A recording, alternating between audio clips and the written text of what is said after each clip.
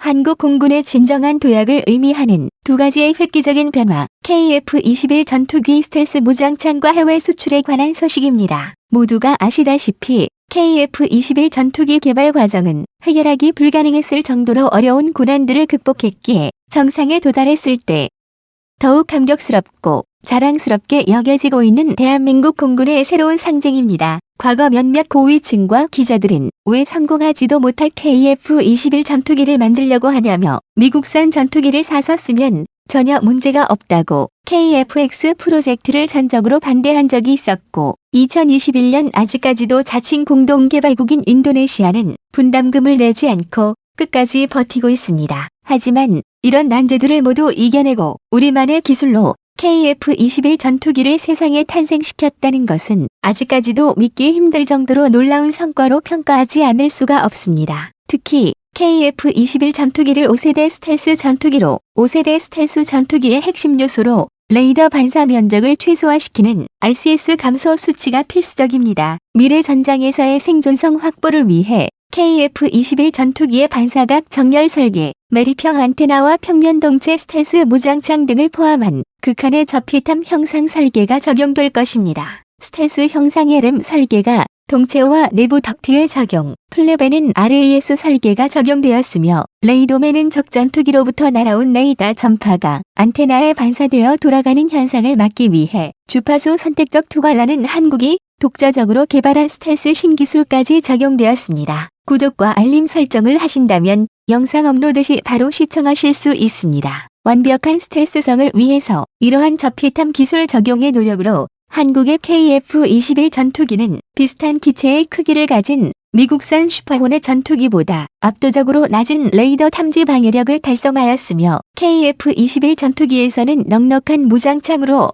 대량의 미사일 장착을 통해 한국군이 구입해서 현재까지도 운영하는 미국산 전투기 대비 뛰어난 공대공 임무 효과와 공대지 임무 효과를 달성할 수 있을 것으로 파악되었습니다. 추후 한국의 기술력이 더욱 발전한다면 톱니 처리 방식과 컨포멀 안테나 등 일부 RCS 저감 설계까지 KF-21 전투기 블록에 적용될 예정이며 공대지 임무에 필요한 RCS 감소 요소들을 차근차근 적용할 예정입니다. 이 중에서도 스텔스 요소에서 가장 중요한 매립형 스텔스 무장창 개발 분야에서는 대한민국 최첨단 제조업 능력의 진정한 잠재력을 제대로 보여줄 것이며 본격적인 스텔스 공대공 작전을 염두에 둔 KF-21 전투기의 성능을 좌지우지할 궁극의 장비로 불립니다. 한국의 스텔스 무장창 미사일 런처는 반매립형 방식부터 시작해 차근차근 진화 과정을 거칠 것입니다. 한국이 개발하려는 스텔스 무장창은 F-22 랩터에도 탑재된 KF-21 전투기의 로곤 방향대로 정확히 미사일이 발사되어야 하는 기술력을 보유하는 게 핵심적입니다. 매립형 무장창과 연결된 기체에서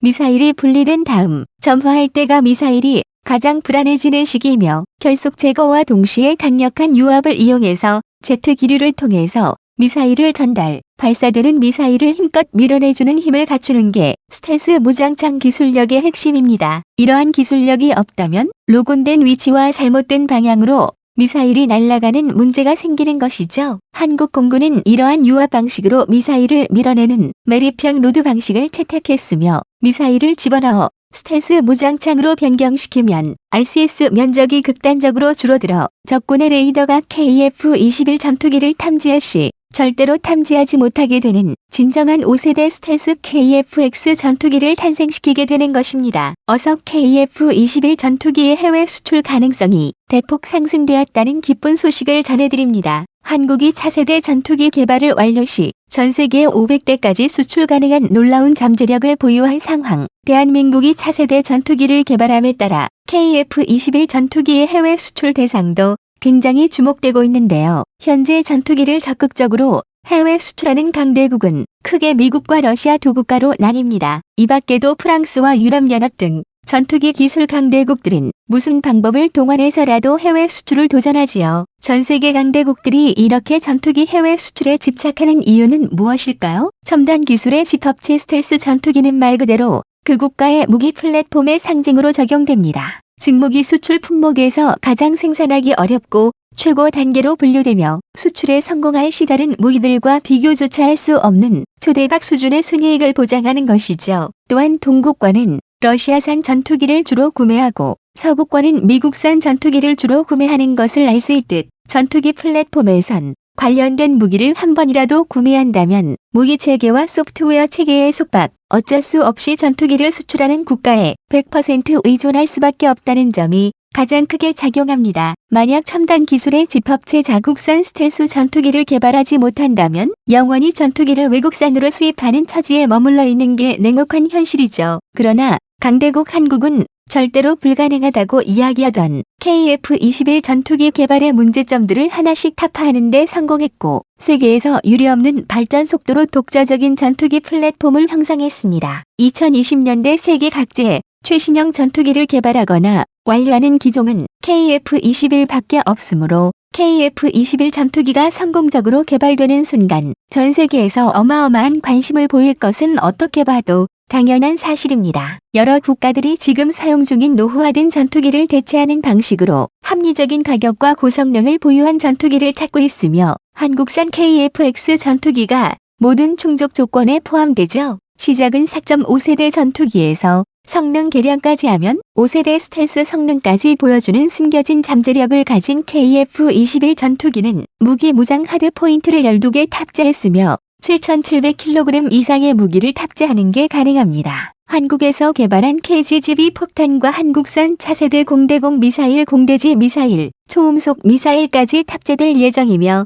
미사일 무장을 국산화하는 방식은 가격 단가를 대폭 낮추는 형식으로 무기 플랫폼 통일화에 굉장히 많은 도움을 줄 것으로 예상됩니다. 또한 한국이 독자적으로 개발한 최신형 한국산 AESA 레이더를 탑재해 다른 국가의 전투기 대비 레이더 성능이 놀라울 정도로 차이나는 초격차 성능을 보여주며 항전 장비와 소프트웨어도 한국산 통합 DCM 시스템을 탑재했습니다. 해외 수출에서 가장 중요한 요소는 바로 가격입니다. 가격이 해외 수출 성공에 매우 중요한 요소이죠. 현재 KF-21 사업의 사업비는 한 대당 700억 원 약 6천만 달러를 목표로 개발되며 전문 관계자 발언에 따르면 어떠한 변수가 있더라도 7천만 달러는 넘지 않을 것이라 밝혔습니다. 대한민국 방사청은 KF-21 전투기의 최종 개발이 완료된다면 최소 300대에서 최대 500대 이상 해외 무기 수출 잠재력이 있다고 파악한 보고서도 있습니다. KF-21은 그동안 AESA 레이더 등